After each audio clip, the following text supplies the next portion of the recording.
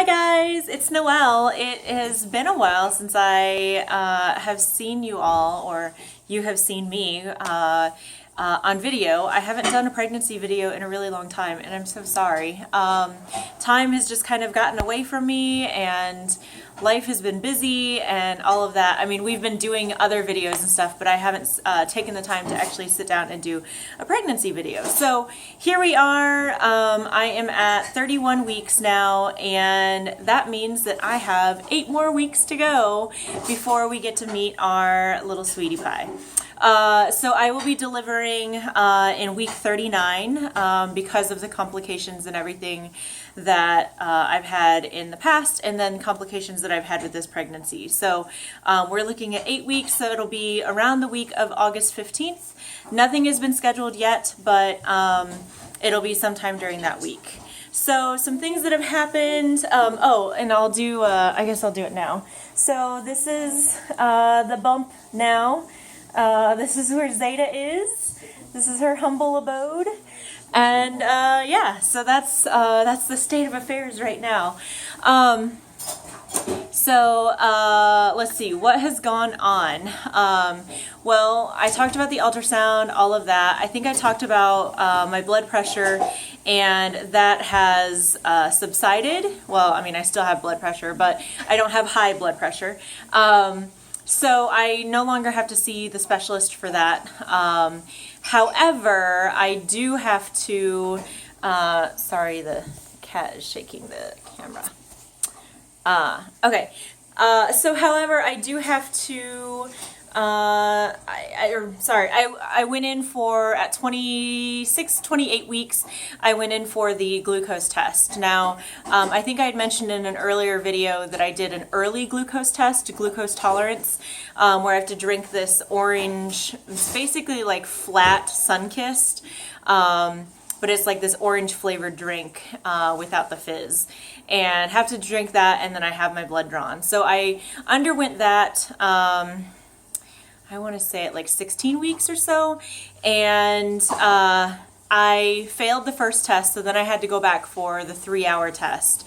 And so once I did that, my numbers were okay. So they were going to retest me at 26 to 28 weeks. So I retested at 28 weeks. We had already talked about if my, say hi to Kitty Boy. We had already talked about if my numbers were high, then they were just going to go ahead and profile me and treat it as if I did have gestational diabetes, instead of having to go through another 3-hour and 4 blood draw test. So that's what we did. My numbers were high, they were elevated, so we just went ahead and went on to treat with gestational diabetes. So what that means is I have to really monitor the carbs that I eat, make sure that I spread them out throughout the day. I need to eat a lot of vegetables and eat a lot of protein. Unfortunately, that means like carbs. So I love carbs. I love my breads. I love sweets, you know, all of that.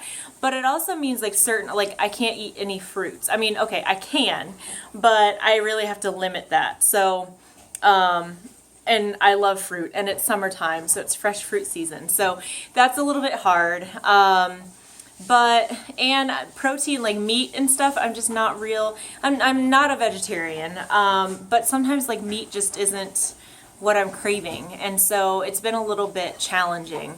My numbers have been okay.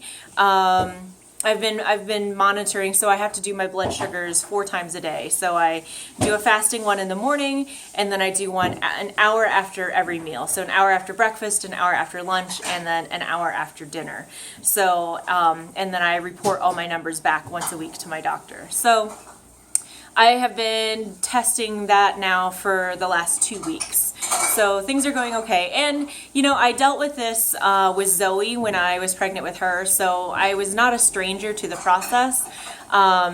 I guess maybe I was better off. I don't know. It's just, this time it just seems very much more challenging, because like I can't eat, like I just can't eat a whole bowl of fruit.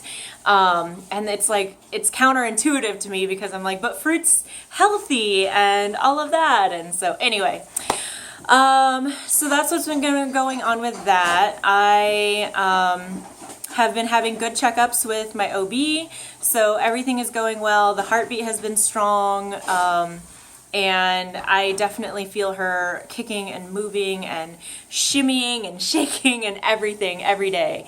So she is a very, very active baby. I feel like she's gonna be big, but she'll probably be small. But I just feel like she's gonna be big because I feel her like over here and then I feel her down here, and it's like, oh my goodness. And Herschel's been really able to feel her and stuff, so that's been fun. The other thing is, so I've talked about my anxiety and my depression. I definitely, my depression is secondary to my anxiety. My anxiety is definitely the most prevalent and most prominent in terms of my mental health concerns. And so I have been seeing a therapist, and I see her about once a week. But also it was just a lot was going on, and just the hormones and everything. And each time I've been pregnant, I've had to go on some medication. And I'm also at the point in my life where I've realized that I've been on and off meds and for my anxiety and depression, and I'm just kind of at the point where I realize that I do need to be on consistent meds along with therapy. So I did get connected with a perinatal psychiatrist, and so I was prescribed Zoloft, which is the most researched drug within pregnancy. And the good thing is I didn't start it until my 7th month. So the risks of birth defects and stuff like that is pretty much non-existent at this point. So I've been taking that for a while now, and that has really helped my anxiety, because anxiety, if my anxiety's high, that can affect my blood pressure, but that also affects my blood sugars. If I'm stressed out, that affects my blood sugar. So I kind of have to keep everything in check to keep the whole picture and keep the whole thing moving smoothly. So that's what's kind of been going on in terms of my health related to the pregnancy.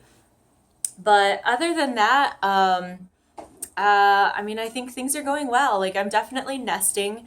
We had sold, when we moved to Seattle, we were downsizing from a house to move to an apartment. So we sold a lot of the stuff. So we sold the crib, we sold most of the baby stuff.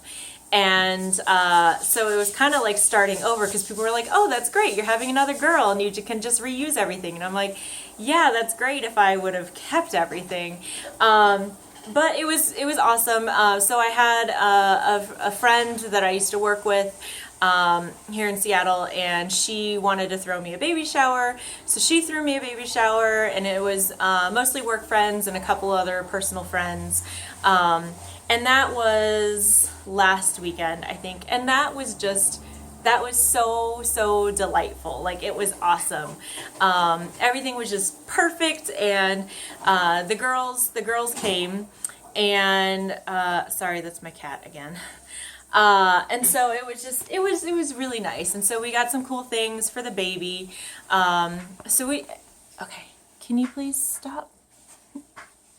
Although I am using her cat tower to prop my camera up. But anyway, nevertheless, so we pretty much have everything. And then there's a neighbor that lives down the hall from us, and she has a little girl. She's about 1.5 years old now, and we actually ride the same bus together in the morning. We commute, she commutes downtown, I commute to the university. But she dropped by with a huge box of girls' clothes yesterday. So it's we've been so blessed to have, we've gotten some things on our own. We've gotten the clothes from the neighbor, which we had a few clothes, and then we got some of the essentials and stuff. We already have some diapers. We're in a pretty good position. Also, I don't know if I've talked much about here in Seattle, and I don't know if it's in other larger cities, but we have a thing called Buy Nothing. So it's this community effort of making sure that stuff doesn't go to the landfill, and that making sure that more money is not needlessly spent. So people, instead of selling their things or instead of donating things to Goodwill, they post it up on, it's a Facebook group called Buy Nothing. And so it's divided up by the neighborhoods here. And that group has been amazing because it's all free. So it's a gifting economy. So you can post, like, hey, I have a bag of women's clothes size medium, and then people will all chime in and say, I'm interested, please put my name in. And then the gifter, the person giving the thing away, can then select somebody, and then they come by and pick it up and stuff. So it's awesome. Like, we have gotten so many cool things from that community, and it's so great because it's been things that we haven't had to spend money on. But it also means that those things aren't going to the landfill, and it also means that more money and more goods are not being needlessly purchased, which is a really cool thing. So like I said, that's definitely something that's here in Seattle. I know there's a website, FreeCycle. I used to get on that, and I know like Craigslist has a free section and stuff, but this is like an online Facebook community. And then it helps, so everything is like hyper local, so it's within bounds of different streets and stuff. And so that has been awesome. And so we've gotten some things for the baby through that. We got a bouncer. We got a changing table, although the girls call it a cradle. And then we bought the pack and play. And that's what she'll be using. I still need to get a mattress for that. But so yeah, things are moving along. I think we're pretty much set. And I will say, like, I'm ready. Like, I'm not miserably pregnant to the point where it's like, oh my God, get this baby out of me. But so it's not that, and like this is going to be the last pregnancy that I have. So it's kind of bittersweet because there's nothing greater than being able to feel the baby move inside of you. Like, it's this like alien kind of feeling, but this like awesome, like, oh my gosh, like there's life inside of me, like I created this is half of me and half of Herschel, like there's a little baby that's like moving around and everything, and like just, I don't know, it's this amazing feeling. And like the best part of pregnancy is being able to feel your baby and like knowing that she's safe, she or he, if depending on what baby you have, but just knowing that she's safe in there, and like this is like the home that I'm providing her. And I definitely will miss that. So it's not like, again, it's not like I'm, oh my gosh, get this baby out of me, but I'm ready. Like and again, like I have a really great job. I love my job. I love the work that I do, but I'm like in mama bear mode. Like just give me my baby. I just want to hold her and look at her and see her. And like, I wonder, like, what is she going to look like? Is she going to look like one of her sisters? Is she going to look more like me? Is she going to look like Herschel? Is she going to look like somebody in Herschel's family? Or is she going to look completely different? And then maybe that's somebody that is in my bloodline that I don't know. Like what's her hair going to look, what's her hair going to be like? 'Cause they have completely different textures of hair.